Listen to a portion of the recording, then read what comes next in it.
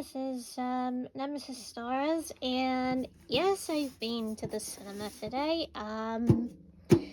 I've watched the new movie, the Sonic movie, 3 movie, and apparently, I did get this from the cinema. So this is a popcorn bucket. So apparently it is cleaned, so you can use it for popcorn. So basically, this actually cost a lot to put the popcorn into, plus the amount, and I had to pay for it. I tried to get the cups, the Sonic Movie 3 cups. They were all sold out, could get them at all. Because of how fast it was selling. But, basically, I'm just glad I went to see the movie.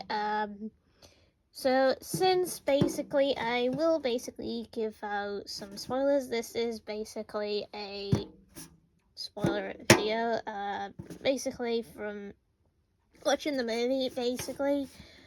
So I will basically give out, basically, as, the movie goes on, whatever, and all that. So basically, I did enjoy the movie. It was brilliant and whatever. Especially with some scenes at the end. I really liked the scenes at the end. So yeah, the scenes at the end were brilliant. After the whole movie thing and whatever. Story direction did feel a bit different than, the SA2 game.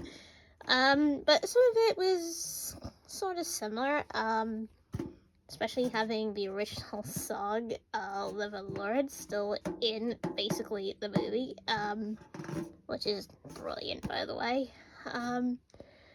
Also, so getting down to the whole movie thing, whatever, I'll get to the whole end credit scene later. So apparently, so basically, as the whole movie goes on, it's more of a relationship between, basically, between Eggman and his grandfather, which, spoiler, he's alive, and such, which, most probably already saw him in the, trailer. But, yeah, he's alive because of certain things that went down with, the gun base and whatever. Also, spoiler, it didn't take place in space, unfortunately. So the story is a bit more different than the games. Shadow wasn't created by Gerald. It was found by Gerald. So Shadow was found in a meteorite, from space, which basically, I believe, is a more serious story, involving around the Black Orbs, I believe, because that has to be the only explanation to that. The reason why it was in a dark, crystallized meteorite thing in the first place, so it has to be the Black Orbs, which I think would make more sense, because of that. Okay, so moving on to the basic of the plot.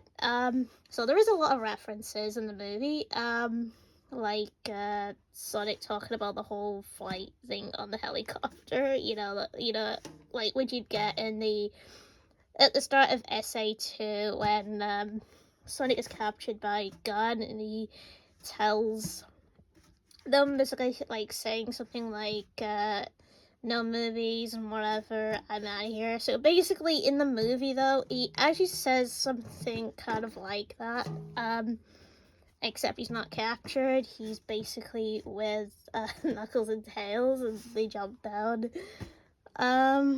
to basically confront Shadow, which again they can't even basically take him on because of how strong he is. So yeah, so Shadow is very, very strong. And the story basically with Shadow went very well, with his story approach, made him more of a edgy, serious character, in the movie. So basically as it goes on, whatever, Shadow eventually ends up questioning things that have happened and whatever. I mean, again, the story is a bit different than the games. So it basically looks more like Shadow wasn't actually brainwashed like the games. To believe that Maria wanted him to do something, which, he didn't. So in the movie, he just wanted revenge against against humanity for killing Maria in the movie. In the game, he actually was brainwashed by Gerald on purpose to basically believe that Maria wanted him, wanted him to destroy the Earth. Eventually, Shadow does come to terms with that. He teams up with Sonic in the end, thanks to Sonic, which convinces Shadow, or whatever, in the end. They work together to fight against Gerald, which is basically the biggest bloody enemy of the movie. So it's like instead of Bylizard being the actual villain of the movie, it is Gerald. Gerald is the big boss of the movie, so basically, Sonic and Shadow work down to actually fight against the Arsenals or whatever. Eggman actually helps when he gets ejected into space, which, Tails and Knuckles actually help save him, but he ends up back on the, thing again. So basically, Shadow does actually move, the arc. To basically aim it towards the moon, which, again, similar to what happens in the game when, except Eggman actually shot the laser at the moon. So, brilliant overall. Shadow actually still sacrifices himself, but in a different kind of way.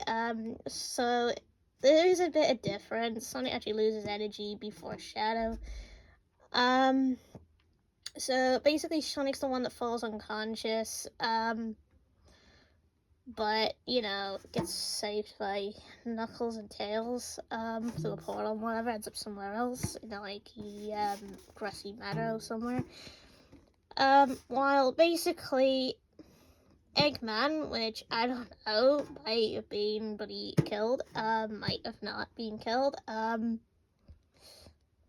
I'm basically believing he might have. I'm just guessing because he did say a speech, and such. So there's that. Also moving on to the whole thing and whatever. So moving on as the movie goes on and whatever, like during the end parts of the movie, Sonic takes a rematch with basically Tails and Knuckles again, but this time it doesn't all end well. He ends up finishing the line, basically getting to the area, the finishing line area, but nobody's there.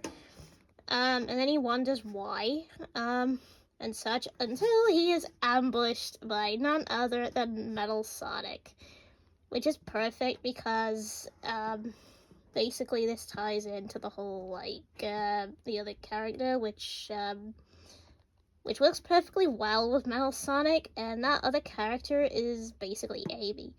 So Amy works perfectly well as is basically a helper to Sonic against Metal Sonic, since it takes on the whole CD thing and whatever. So with a bunch of Metal Sonics, basically when I saw Amy on the screen, I predicted actually Amy would basically show up in the end credits. I was absolutely right, she did. And I was actually glad to see her show up. The Pika Hammer actually made me even more excited. Also seeing her with a robe on, so basically the robes is like a reference to a cousin, Rob O'Hedge, in case anybody didn't know that. Rob O'Hedge is kind of like a cousin of, basically, Rob O'Hedge is more like Robin Hood.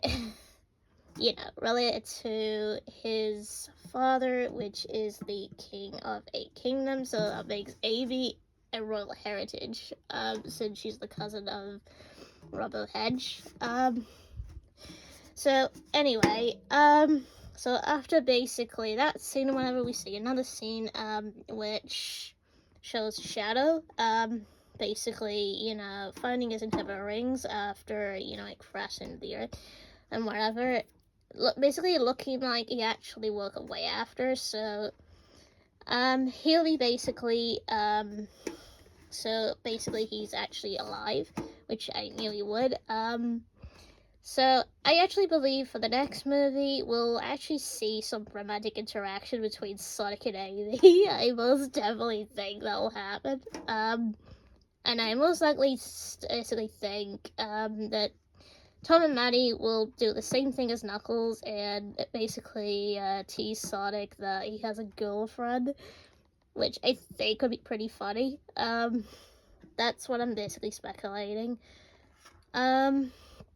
Because some things like this would probably happen between Sonic and Amy, since I've been a fan of them for a long time, and I do ship them together as basically my favorite ship of all time.